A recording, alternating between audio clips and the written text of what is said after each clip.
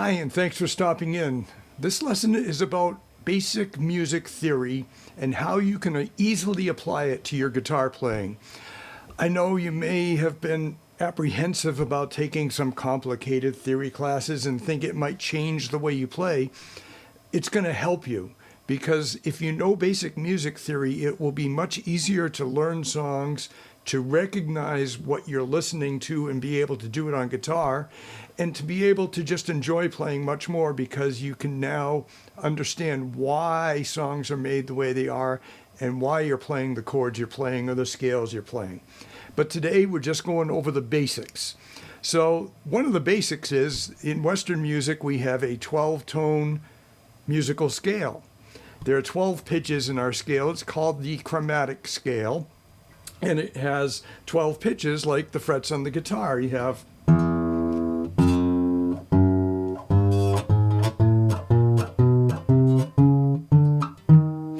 there are your 12 tones, and they start at the nut as the first fret and go up to the 11th fret. So there's 12 tones, okay? Now, Western music's most common musical scale is the 7-note major scale, which is the do, re, mi. Do, re, mi, fa, sol, la, ti, do. So that is what most of our music is based on. There are many other scales, but this is where we start. We start with that one scale because most of the other ones are variations of that or modes or different minor scales. But we're just going to talk about the basic major scale and how chords are made and how chords are related. First of all, what is a chord? A chord is a collection of notes, usually 3 notes, that sound good together. So first, we have to look at the 2 things that are involved in notes, consonance and dissonance. Consonance is an octave. The 2 notes go together. C, C, C. Those have very good consonants because their frequencies are double.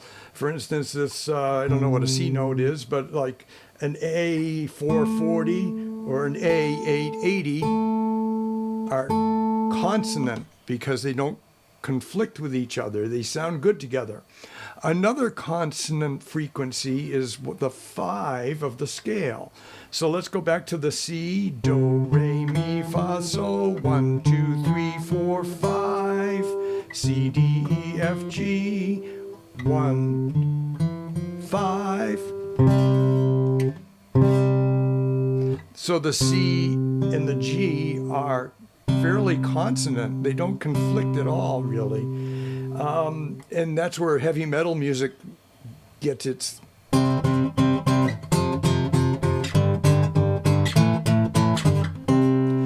the 1 and the 5 together can be played all over the place. So that's a 1 and the 5 relationship. That's a fairly consonant relationship. Now, a dissonant relationship would be, let's take a C note, or let's do a tritone.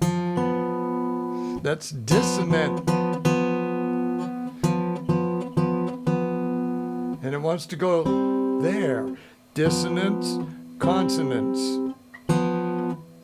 So those are first a couple of things you need to recognize as music is based on consonants and some dissonance.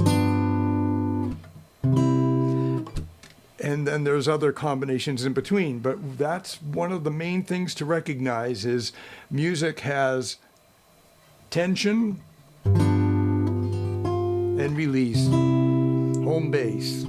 All right, now there are different other notes involved in a chord. A chord is made up of 3 notes, usually the 1 or root note, the 3rd note of the scale that it root is on, and the 5th note, 1, 3, 5. So let's see, we have the 1 and the 5, C, G, or C, G. Now the 3 is going to be E, C, D, E, 1, 2, 3, 1, 2, 3, 4, 5, 1, 3, 5, do, mi, sol, 1, 3, 5, Now, in the key of C, which we're going to go over, that is the 1 chord, the tonic chord, or the root chord, because that's home bass. That is the key the song is in. That is the tonic. That's home bass for the song. Now, remember, there are 7 notes in the scale: C, D, E, F, G, A, B, C, 1, 2, 3, 4, 5, 6, 7, 1. So the 1 chord is C. Now if we move those 3 notes, C, E, G, up, all 3 of them, 1 step on the scale, it's D, F, A, or D minor. So D minor is now called the 2 minor chord, and we go up the scale from the D minor, and we go to E, G, B, which is E minor. So let's review that. 1 is C, 2 is D minor, 3 is E minor. Then the 4 chord, which you're very familiar with, because if you play the blues in C, you're going to be playing this 4 chord, which is F. And it's a major chord. So the 1 is major, 2 is minor, 3 is minor, 4 is major, and now we slide everything up. So, and that's G, B, D, which is the G chord, and G is a major chord, and it's also considered a dominant chord, which we'll get into a little more. And then after the G, we go up to the 6 chord, which is A minor, or so we have the 4, which is F major, the 5, which is G major, the 6 chord, which is A minor, and then the 7 chord, which you're probably not going to use a lot, is B half diminished. But hear that tension?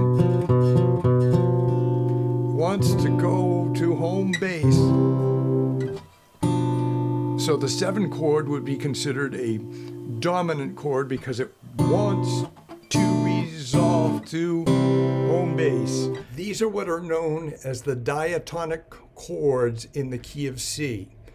The C, the 1 chord, the D minor, the 2 chord, the E minor, the 3 chord, F, the 4 chord, G, the 5 chord, A minor, the 6th chord, B half diminished, the 7th chord.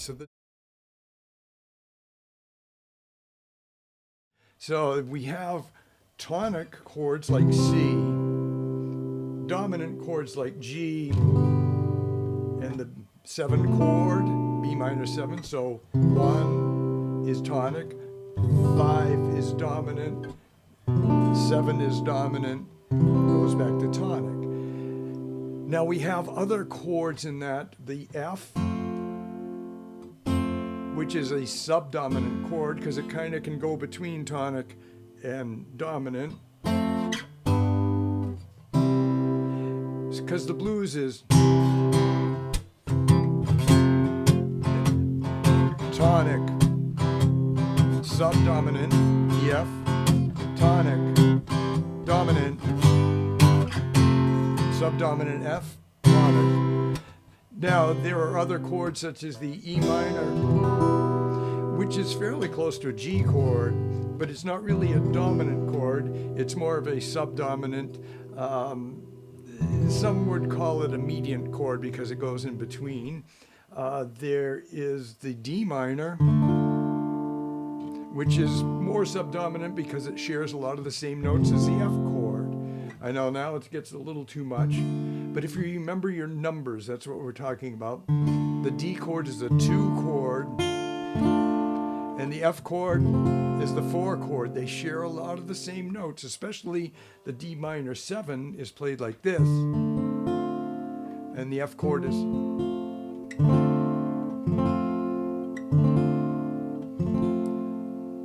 Three out of the notes of the 4 notes in the D minor 7 are in F. So that's why they are considered very close together, as is the A minor chord and the C. They're very close together, so the A minor is not a dominant chord, certainly, but it's not a full tonic chord, but it can be tonic in nature because it's near the C chord in tones. The structure being tonic, subdominant, kind of mediant chord, F being subdominant 4, 5 chord G, and especially the G7th being dominant, wanting to go back to C. Then the A minor being more median chord between C and G. And then the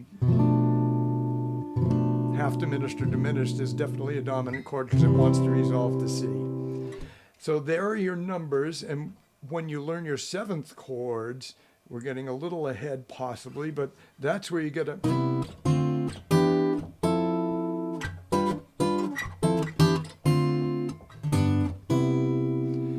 You get all your C major 7, D minor 7th, E minor 7th, F major 7th, G 7th, A minor 7th, B minor 7th flat 5, G, C.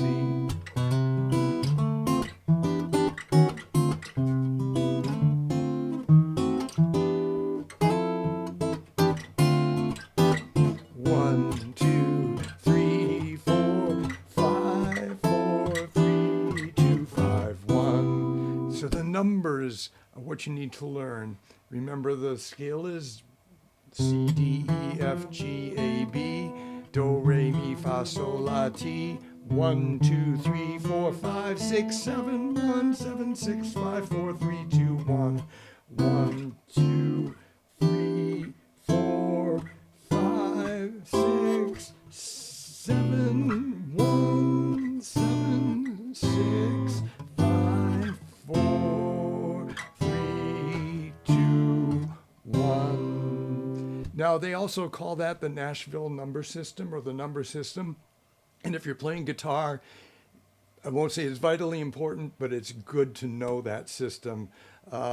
Every week I do gigs with different ensembles, and I have to know the number system because if we want to change something from a F, G, C, the director will just say, instead of 4, 5, 1, you'll say 2, 5, 1.